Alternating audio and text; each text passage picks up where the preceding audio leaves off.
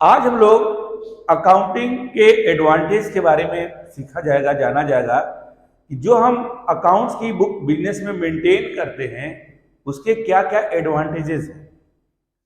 तो जब businessman business की बुक्स को मेंटेन कराता है अपने अकाउंटेंट के थ्रू, तो वो सिर्फ प्रॉफिट और लॉस के लिए नहीं कराता है, उसके थ्रू वो कई तरह के और भी बेनिफिट्स उठाता है। उसी बेनिफिट्स के बारे में हम आज लोग स्टडी करेंगे। तो सबसे पहली बेनिफिट है provide complete and systematic records. हम अकाउंटिंग बुक में बिजनेस में होने वाले फाइनेंशियल ट्रांजैक्शन को कंप्लीट और सिस्टमेटिक ढंग से रिकॉर्ड करते हैं।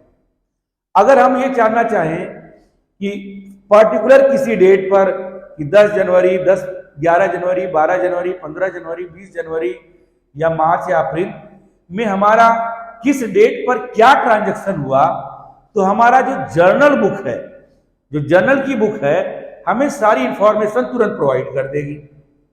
अगर हम ये जानना चाह रहे हैं कि पर्टिकुलर मंथ में हमें टोटल सेल्स कितनी हुई, तो लेजर बुक हमें पूरी कंप्लीट नॉलेज तुरंत अवेलेबल करा देगी। तो हम इतने सिस्टमेटिक ढंग से बुक्स को मेंटेन किए रहते हैं कि हम एक बार में सारी नॉलेज को, सारी इंफॉर्मेशन को तुरंत कलेक्ट कर सकते हैं।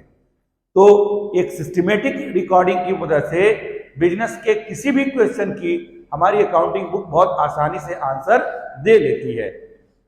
दूसरा है provide information about profit and loss.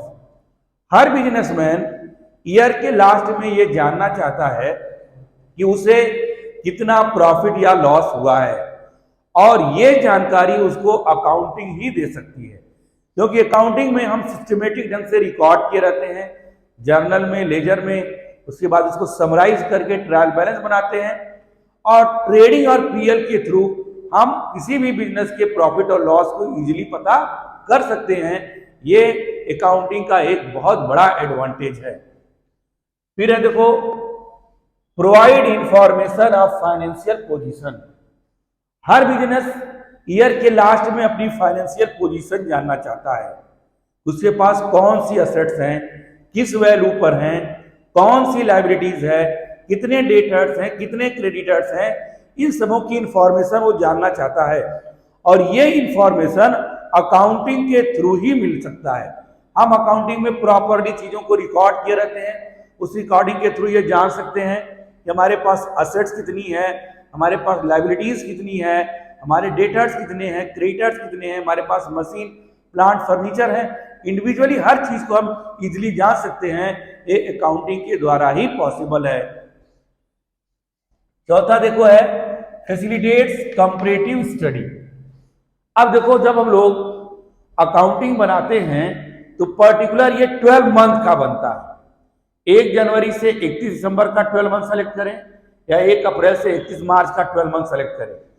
हम इन 12 मंथ में हर ईयर का ट्रेडिंग पीएल बैलेंस शीट बनाते हैं, और आने वाले ईयर में हम बीते ईयर के कई ईयर के ट्रेडिंग पीएल बैलेंस शीट का आपस में कंपेयर करके हम ये जान चाह सकते हैं जिस अकॉर्डिंग हमारी सेल्स बढ़ रही है, क्या प्रॉफिट भी बढ़ रहे हैं, जिस हिसाब से हम एक्सपेंस कर रहे हैं हमारे प्रॉफिट भी क्या उसी हिसाब से आ रहे हैं।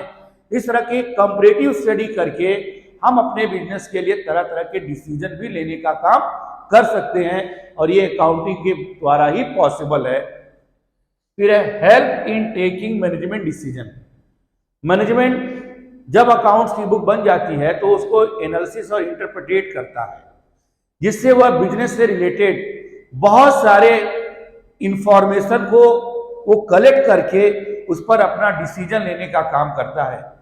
बिजनेस को एक आर्टिफिशियल पर्सन माना गया है, तो जिस तरह एक आदमी को इंप्रूवमेंट की जरूरत पड़ती है, उसी तरह बिजनेस को भी अपने अंदर इंप्रूवमेंट की जरूरत पड़ती है। तो एक मैनेजमेंट जो है इस अकाउंटिंग की बुक को हेल्प लेकर तरह तरह के फॉर्मूले को, जो टूल्स बोले जाते हैं, अकाउंटिंग टूल्स जिनको बोला जाता है, यूज करके बिजनेस से रिलेटेड बहुत सारे डिसीजन लेने का काम करता है। इसमें भी अकाउंटिंग का एक बहुत बड़ा एडवांटेज है। Act as a proof in court of law. हमें बिजनेस में समय समय पर कुछ डिस्प्यूट भी होते हैं, कुछ विवाद होते हैं, डिस्प्यूट जब कोर्ट में पहुंचता है तो कोर्ट एविडेंस मांगता है, और एविडेंस में हमारी बुक्स जाती हैं, क्योंकि ये बुक्स वाउचर के द्वारा मेंटेन की जाती हैं। इनमें रसीदों का, इनवॉइस का, कैश मेमो का, कैश स्लिप का यूज होता है, और जब ये यूज होती हैं तो यह एक अकाउंट, एक लॉ के हिसाब से ये लॉफुल होती हैं, और जब हमें कोर्ट प्रूफ के रूप में मांगता है तो हम इन अकाउंटिंग बुक को उसके सामने प्रोवाइड करके एज एविडेंस के रूप में दे सकते हैं। Helpful in detecting errors and frauds. हमारी अकाउंटिंग इतने सिस्टमेटिक ढंग से बनी होती है कि अगर कोई एम्प्लॉय फ्रॉड करता है, एरर्स करता है, तो इजीली हम उसको डिटेक्ट कर सकते हैं।